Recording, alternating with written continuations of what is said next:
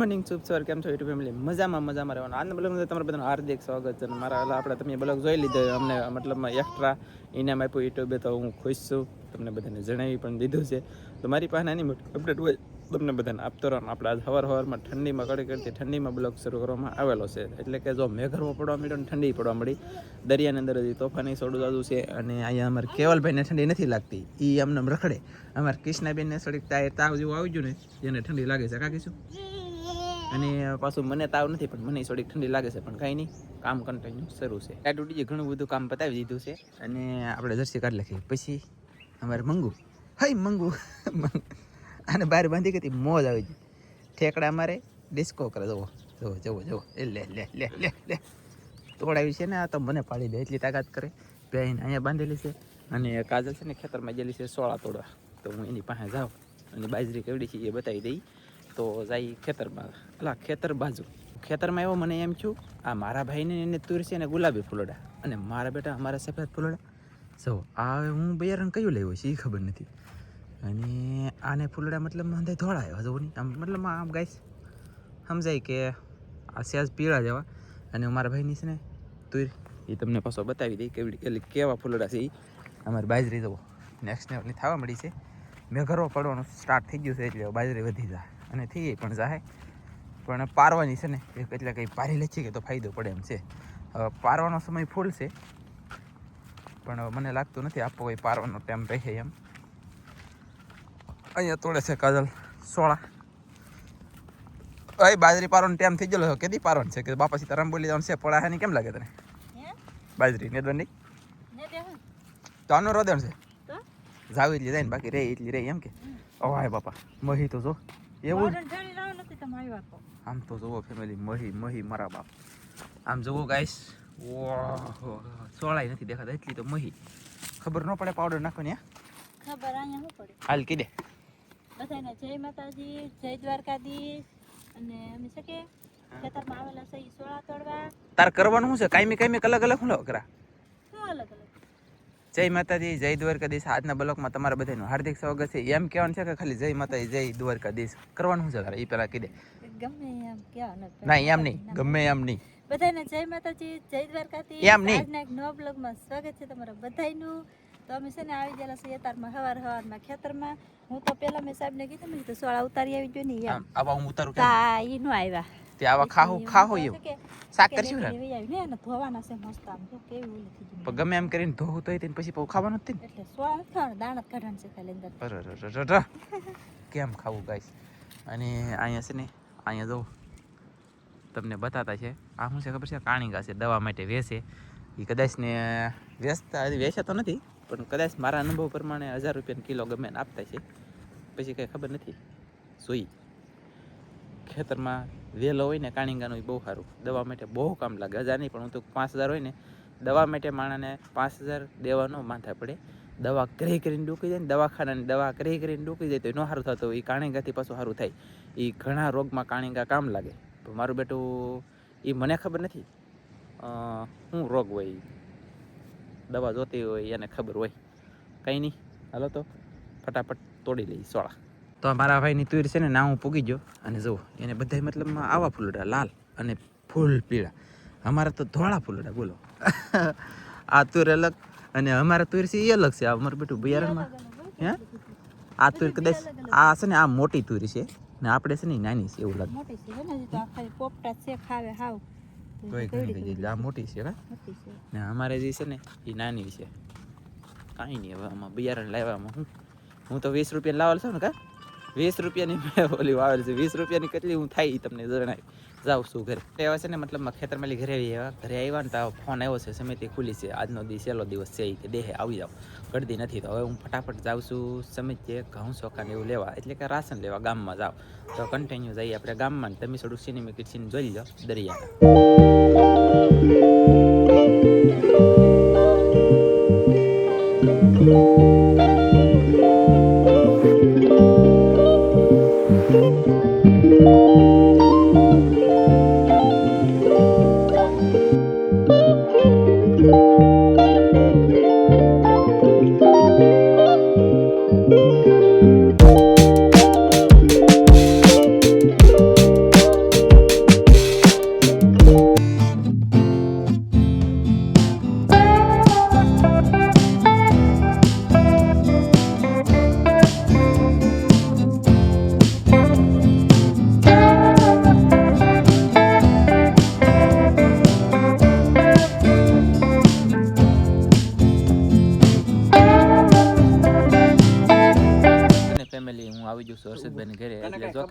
વચ્ચે પેલા હું જઈ આવ્યો સમય તને કઈ ખબર પડી? હર્ષદભાઈ ઘરે હું આવી ગયો અને આવડા ભાઈ છે ને કઈક બાજરીની કઈક વાતાવરણ હાલે છે આમાં બાજરી લખેલી છે પણ મળી નથી એમ એવું નહીં, બાજરી લખેલી છે મળી નહીં, પણ આમ જો બાજરીની જગ્યાએ ચોખા આપણને 33 કિલો આપેલા છે. હા એમ એટલે ઈ કઈ આમાં વાંધો નથી જો તે 22 કિલો ઘઉં ઈ આવ્યા ખાલી વાતો ને કરે છે 22 આ કિલો ભળુભાઈ ચોખા છે આવે. આ હર્ષદભાઈ છે મોટા ભાઈ આ નાના ભાઈ છે એક ભાઈ બીજા એક જલા છે ને આ હાવ નાના ભાઈ જયંતિભાઈ તો ઓળખતા અને નહીં બધા. સા બની ગઈ છે તો સા પી લઈ એમ તો એક નાળિયેરે પીજો અને નાળિયેરે ખાઈ જો જોવા બસ બસ બસ બસ એમ થોડા મોટા લે લે બસ બસ ગેડેલા વટે તો એમ થોડા લાગે.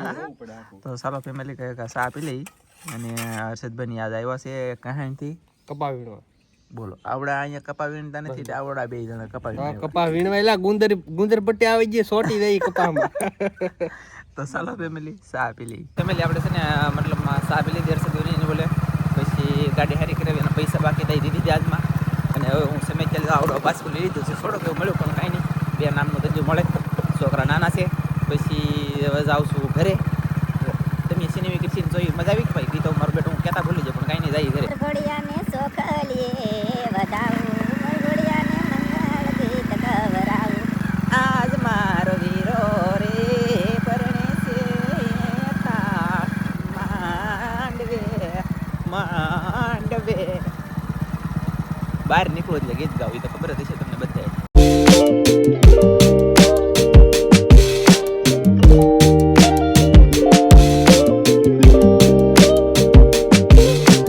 હું છે ને પૂગી જશું ઘરે આવ્યો ને ત્યાં જો અહીંયા આવડા ભેંસને ધમારે છે અને પાવાનું શરૂ છે ઓલા પણ એ મંગવારે રમે છે પછી આને ધમારે છે ભેંસ અહીંયા પીવે છે પાણી નામ છે થોડુંક તગારમાં ઓછું થઈ જોઈ વાહ આ પાંદડાથી કાઢતી હોય તો મોઢા મેલી ભેંસને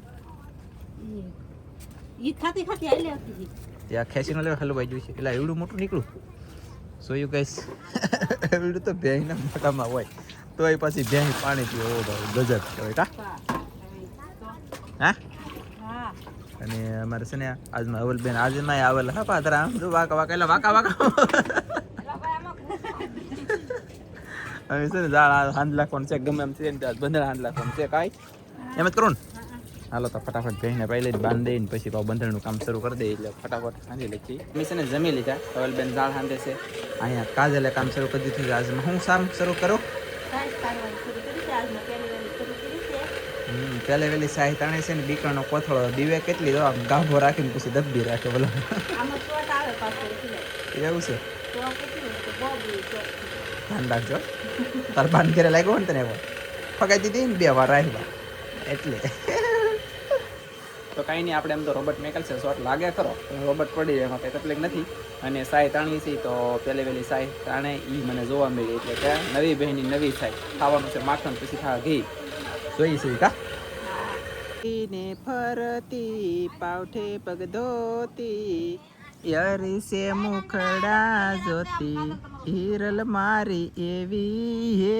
તાળતી કન્ટિન્યુ કામ શરૂ છે ને મને ગીત મગજમાં ગળી ગયું તે મેં ગાયું હા હું કહેતી હતો 38 વામ અહીંયા રાખતો 38 વામ અહીંયા રાખજો ફેમિલી બધાએ 38 વામ લાંબુ બંધણ છે પછી પૂછે તો પાછા કહેજો કે 38 વામ લાંબુ હતું કન્ટિન્યુ કામ શરૂ છે એ લાંબુ માપે છે એટલે કે હર લાંબા ટૂંકી છે કે જે મમ્મી હાંધું કેલા ભાઈ બહુ ગજબ નેશનલી મહેનત કરી કસામજીભાઈ વણ તો સોયરા નીકળી જાય ને દરિયામાં વણ કેમ થાય આપણે કેમ ખબર પડે? કઈ ખબર જ નહીં પડતી દરિયાથી જ નહીં થતો અત્યારે એલા આવા ટકે તો કેટલા હોંડિયા કેટલા ઝીંગા મતલબ બધું શાક આવતું હોય ગારો આવી ગયેલો હોય લેપટાઈ શરૂ થઈ ગયેલો હોય વણ તો હરિરામ ગરુદેવ તમારી જય જય હો એ બંડી વાલા તમારી જય જય હો ખબર જ નહીં પડતી આજમાં કેટલી વામ છો હાથ કળીને કટકા થઈ જાય ફેમિલીના હાવ સોયત્રા નીકળી જાય ઓય હા કેટલી વામ છું ભૂલ વાર્તા ની હો વગણ હાથ કળે તમને ન ખબર હોય આમાં ઓય બાપ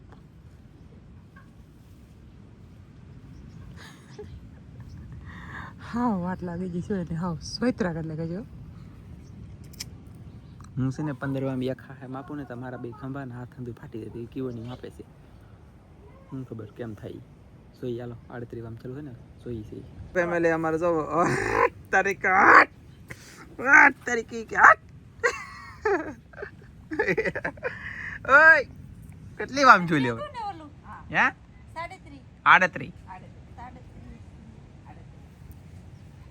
ફેમિલી આમ જોવા એટલું બધું 39 થઈ ગયો ને ફીટ 38 છું હજી વાત તો એક વામનો ફેર છે આમાં આલી એક વામ હર મારી દેવાની ટેક ટેક ઓલામાં આમાં વધારે છે ને આમાં મારી દેવાની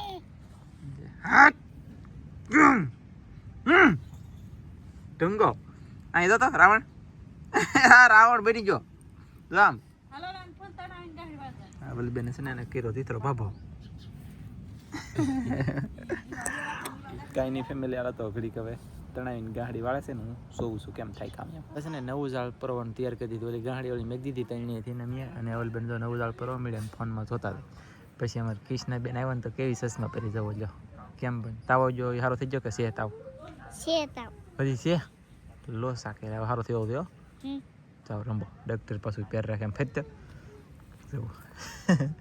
ને કોમેન્ટ હતી કે કૃષ્ણને ભણવા મેકલજો ભણવા જાય પણ થોડોક કેવલ થોડોક છે ને આમ પકડ સકડ બહુ કવરાવે કે તો બે હાથા શીખી જાય વ્યવસ્થિત રમતા શીખી જાય ને પછી કે નેન્સી બેનનું નામ ન ખાઈ રહ્યા કા છે ને એમ ચાલો રંબો ચાલો તો એમ છે એટલે હવારના પોરમાં આપણે બંધન જૂનું હતું હંધાઈ હંધાઈ ગયું નવું હતું પરવી લેખું પરવાઈ ગયું પછીનું આ ઝાડ છે ને પાછું તાર કરવાનું શરૂ કરી દીધું એટલે કે જો આવડું આ ઝાડ એવલબેન મારે સાથે અત્યારે ડાઈ છે પણ એને ખબર નથી હું વિડીયો બનાવી દૂર છે સૌ બાકી તો તમે સમજતા ને કે હું એક જગ્યાએ આના થાળીયામાં બેઠો એમ હું સૂઈ ગયો હો જાગીને પાછો આવી ગયો ખાઈને અને ભૂંગળા બટેટા બને છે તો કાજલ છે ને ભૂંગળાને બટેટા બનાવે મારું બેટું લો હાલો ગાઈસ તો બધા ભૂંગળા બટેટા ખાવા આવજો પણ હવે તમે આવશો તો પૂરા ફેમિલી આપણે વ્યવસ્થિત નાસ્તો કરવા એટલે કે ભૂંગળા ને બટેટા ખાવા તો અમારે કૃષ્ણબેને બનાવ્યું છે કા તો આવી રીતના બટેટા છે મસ્ત ઓલા પણ છે ભૂંગળા કઈ દામ એવા ન છે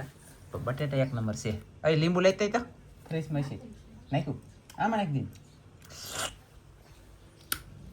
મોઢામાં પાણી આવે ગાઈસ દુનિયા તો ચાલો ભૂંગળા બટેટા ખાઈ લઉં હવે અમારે જવું છે દરિયામાં મચ્છી પકડવા માટે એટલા માટે થઈને એ બ્લોગ બનાવવાનો છે એટલે કે વિડીયો આ બ્લોગ પૂરો કરવામાં આવશે આજનો બ્લોગ તમને કેવો લાગ્યો ખાસ જણાવજો નાનું કે કોમેન્ટ કરી દેજો મળશું એક મસ્તીના નવા બ્લોગમાં ત્યાં સુધી બધા મિત્રોને જય માતાજી બાય બાય